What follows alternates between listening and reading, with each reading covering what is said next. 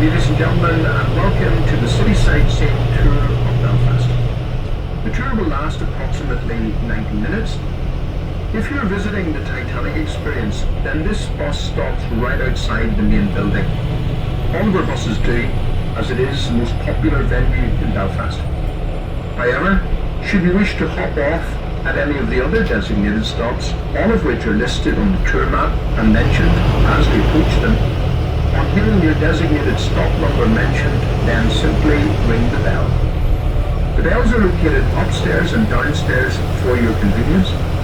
On hearing the bell, the driver will stop at the next stop on the tour map. To rejoin the tour, it must be at one of the designated stops listed on the tour map. Just simply wave your hand as the bus approaches to indicate to the driver that you wish to board. Use the handrails provided when moving around or exiting the bus, but it is important that you remain seated while the bus is in motion. Should it rain, be particularly careful as the steps are slippery when wet.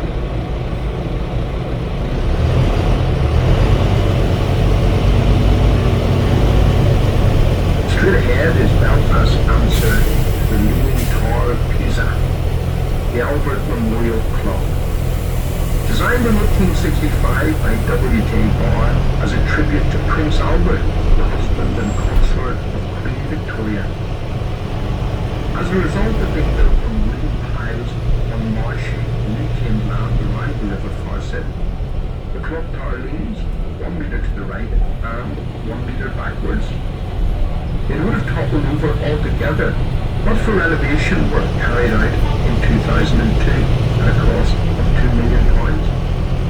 You would think, considering they spent that much money on it, they could have at least straightened it. It has 4 clock faces, and all 4 of them tell a different time, yet not one of them tells the right time. The clock is now a listed building. Welcome on board if you are joining or rejoining us here. Just ahead and on the left is a large ceramic fish called the Salmon of Knowledge by Belfast artist John Kindness. It's there to celebrate the return of salmon to the River Lagan. It is also said that if you kiss the Salmon of Knowledge, you will become more intelligent. That's as believable as the story of the Blarney Stone. Also on your left-hand side is the Lagan Weir, completed in 1994 at a cost of £14 million, but it turned out to be money well spent, as it now keeps the River Lagan at an artificial high tide.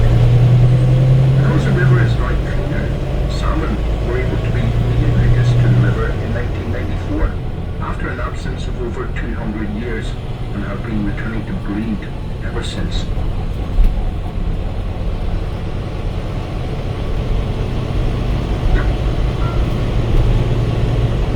Moved from County Antrim into County Down by way of the Queen Elizabeth Bridge.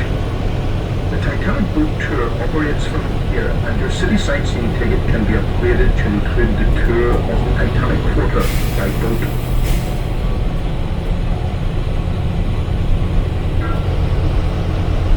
Coming up is our stop for the Odyssey Complex and the Premier Inn Hotel. If you're leaving us here, please remember to take your headphones and all of your belongings with you.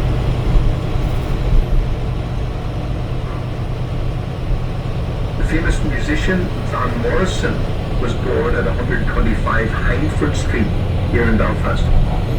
His long and successful career saw him win countless awards, including 6 Grammy Awards and a place in the Rock and Roll Hall of Fame.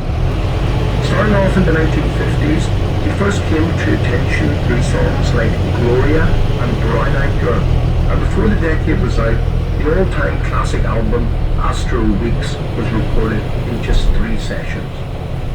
He was knighted in 2015, but according to legend, the famous man objected to a blue plaque being placed in his honour on the house where he was born in Hindford Street, even though he no longer lives there, and the current owners welcomed the idea. Jonathan Swift is one of the world's most famous writers. His famous satirical 18th century book, Gulliver's Travels, is probably his most famous work. It has long been said that Cave Hill, the hill lying prominently to the north of Belfast city centre, was his inspiration for Gulliver's Travels. As to him, the hill seemed to look like a sleeping giant overlooking the city.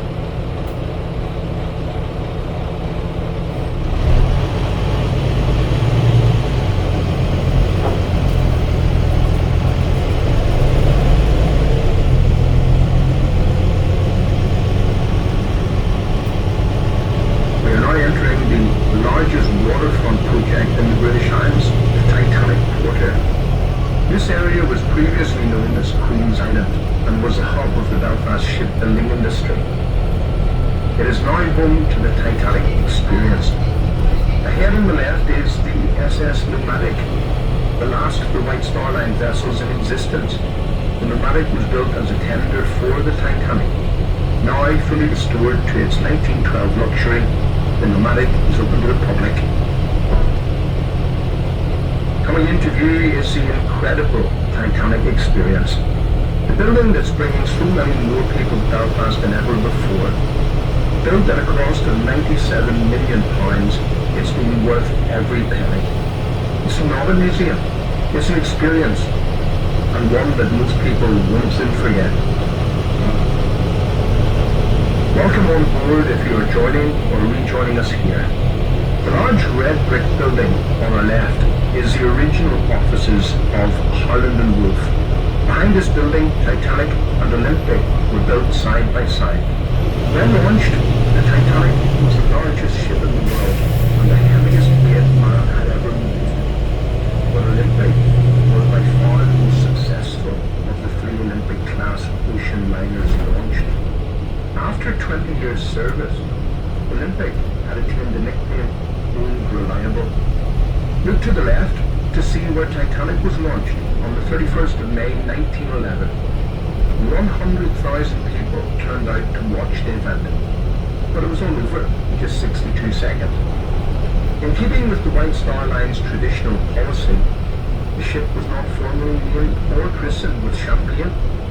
Many felt this tradition was tempting fate, and maybe it was, as the Titanic was not their only tragedy, nor was it their first, as both the Neronic and Atlantic were also lost well before the Titanic. Ahead on the left is the HMS Caroline, a C-class light cruiser from the First World War, brought to Belfast in 1924. She is the last surviving ship from the Battle of Jutland in 1916. She has been floating on top of the water for most of the time that the Titanic has been underneath the water. She received a £12 million lottery grant to enable the ship to be restored. Some of these old buildings here have been found new uses and highlight just how much Belfast has seen its major industries change over the years. One such example is Titanic Studios to the right. It is used by film companies like Universal Studios and was recently used in the HBO series Game of Thrones. Game of Thrones has done a great job in showcasing Northern Ireland's beautiful scenery, as much of the outdoor scenes are filmed on the beautiful Northampton coast on the route up to the Giant's Causeway. The Tom Hanks produced movie City of Ember was also filmed at Titanic Studios. Tom Hanks and Bill Murray came here after scouring Europe for a set big enough to build the entire City of Ember set inside.